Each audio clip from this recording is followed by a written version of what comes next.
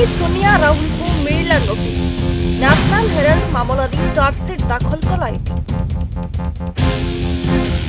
केंद्र सरकार को षड्यंत्र फसिबे राहुल खूब शीघ्र बंधा हो पारती गांधी परिवार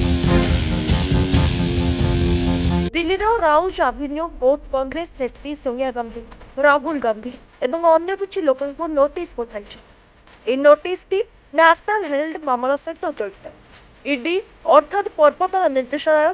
समस्त विरोध में चार्जसीट दाखल कर मनी लंडरिंग एक मामला कोर्ट परवर्ती तारीख 8 मे 2025 धार्य कर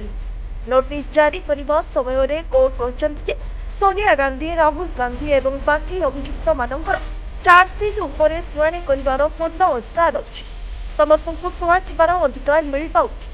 और आहरी कहते एक निरपेक्ष विचार प्रत्येक अभियुक्त को शुणाइबा आवश्यक तेणु एक नोटिस जारी करने आवश्यक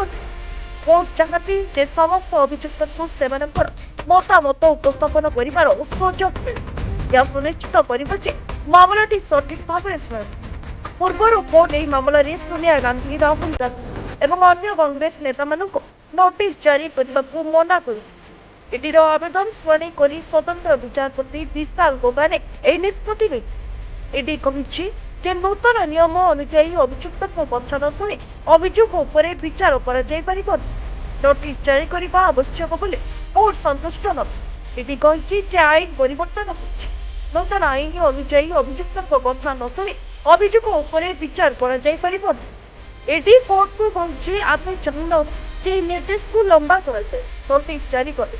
25 एप्रिल शुणाणी समय विचारपति कहते प्रथम कोर्ट को देखा पड़ो जे नोटिस जारी करने आवश्यक कि नहीं विचारपति कहते कोर्ट को यह देखा पड़ो जे मामलें कौन त्रुटि अच्छी कि नहीं चार्जसीट्रे किसी गुरुत्वपूर्ण कागजपत्र हजि जाइए कोर्ट यह कागजपत्र गुड़ी दाखल करने को ईडी को निर्देश देती कोर्ट कहते डॉक्यूमेंट पाइबा ही नोटिस जारी करने विषय में निष्पत्ति